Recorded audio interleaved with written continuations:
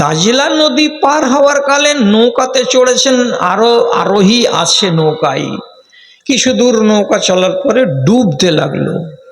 নাবিক বলল যে, কে এমন লোক আছো যে নিজের মালিককে বলে নৌকাতে চড়নি, তোমার কারণে নৌকা ডুবছে, তুমি আল্লাহর ওয়াস্তে নেমে যাও, না হলে আমার নৌকা ডুবে যাবে, যাত্রীরা মরে যাবে। নবী ইউনুস বললেন, আমি আমার আল্লাহকে বলে বাড়ি থেকে আসিনি। ওকে ধাক্কা দিয়ে নৌকা থেকে ফেলে দেওয়া হলো। কোরআনে কি লেখা আছে? ফালতাকামাহুল হুত, যেমনি দাজলা নদীর মাঝখানে তাকে ধাক্কা দিয়ে ফেলে দেওয়া হলো, সঙ্গে সঙ্গে বিশাল বড় একটা হাঙর মাছ এসে তাকে গিলে নিল। নবী ইউনুস নিমেষের ভেতরে মাছের পেটে চলে গেলেন। মাছের নদীর তলাতে বসলো। তিনি তিন অন্ধকারে, রাতের অন্ধকার, পানির অন্ধকার, মাছের পেটের অন্ধকার, এই তিন অন্ধকারে তিনি ওখানে পড়ে গেলেন। এবার কিছুক্ষণ যাওয়ার পরে তিনি শামুকের আওয়াজ শুনলেন, ঝিনুকের আওয়াজ শুনলেন, সমুদ্রের অনেক অনেক প্রাণীগুলো আওয়াজ করছে, সেগুলো কানে শুনতে পেলেন। বিবেক জাগ্রত হলো। তিনি তখন মনে মনে বললেন, এদের আওয়াজ যদি কেউ শোনার না আছে তো এরা কাকে ডাকছে? আমার আওয়াজ যদি আমি শোনাতে চাই তো নিশ্চয়ই উনি শুনবেন যিনি এদের আওয়াজকে শুনেন। বিপদে পড়ে দোয়া করতে লাগলেন। কি দোয়া করেছিলেন? যদি শখ থাকে আপনার, তো আমার এই নুক্তাগুলোকে হয় মগজ থেকে বের করবেন, আর না হয় মাদ্রাসাতে এসে কোনো আলেমকে বলবেন, একটু এটা আমাকে লিখে দেন তো ভাই। লিখে নিবেন। উনি মাছের পেটে পড়ে পড়ে আল্লাহর দ্বারস্থ হলেন। কি বলছেন? লা ইলাহা ইল্লা আনতা সুবহানাকা ইন্নী কুনতু মিনাজ জালিমিন। এই কথাটা তিনি দিন এবং রাত, সকাল এবং বিকাল, সারা দিন সারা রাত, সারা দিন সারা রাত 3 দিন মাছের পেটের ভেতরে ছিলেন।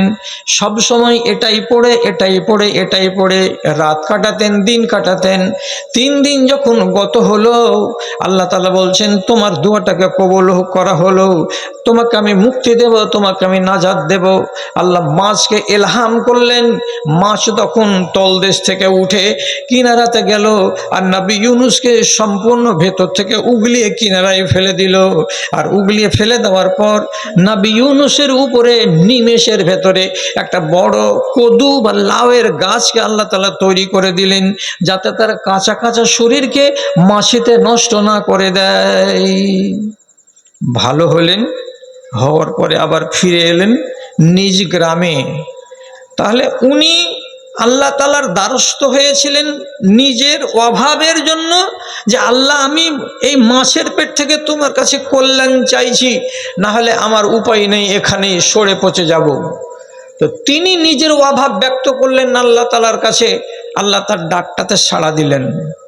আপনি যদি এইরকম কোনো বড় মুসিবতে পড়ে যান, আপনি কোনো নার্সিংহোমে ভর্তি আছেন, টানা 10 দিন হয়ে গেল, 12 দিন হয়ে গেল, তো চুপচাপ কেন পড়ে থাকবেন? বিছানায় শুয়ে থাকবেন। আপনার মুখটা চললে অসুবিধাটা কোথায়? নবীজি হাদিসে বলেছেন, এই দোয়াটা যদি কোনো একজন মানুষ পড়ে, তাহলে তার যদি মরণ লিখা না থাকে ওই রোগে, তাহলে অবশ্যই অবশ্যই আল্লাহ তাআলা তাকে শিফা দান করবেন।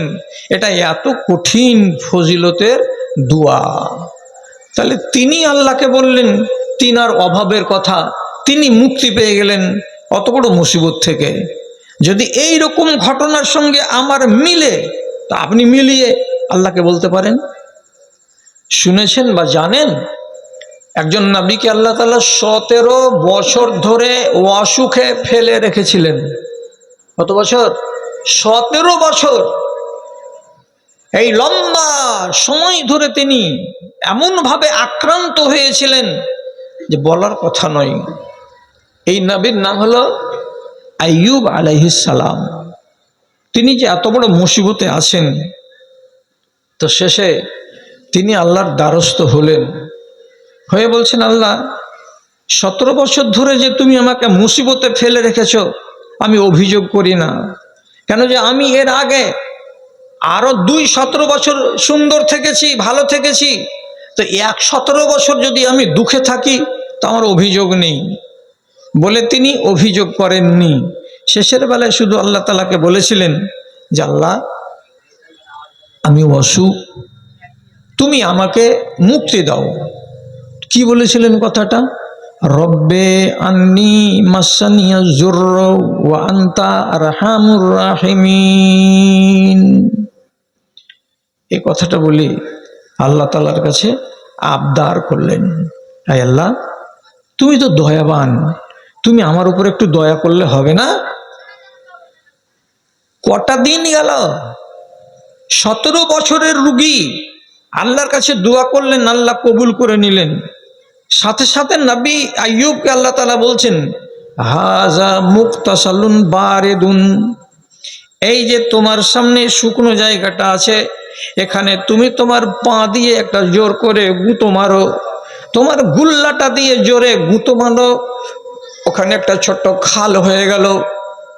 খালের ভেতর থেকে পানি বের হতে লাগলো, পানি বেরিয়ে বেরিয়ে জায়গাটা বড় হয়ে গেল। যখন ওই খালটাতে বা ছোট একটা নাদের সমান জায়গাতে পানি জমা হলো, তখন আল্লাহ তাআলা বলছেন, এই পানিকে তুমি পান করো, আর এই পানিতে তুমি গোসল করো, তুমি শেফা পেয়ে যাবে। আল্লাহর আদেশে তিনি ওই পানি পান করলেন এবং ওই পানিতে গোসল করলেন। রব্বুল আলামিন আস্তে আস্তে তার গা থেকে যত ব্যাধি ছিল সবকে সরিয়ে দিলেন, তিনি স্বাভাবিক মানুষের মতো হয়ে গেলেন।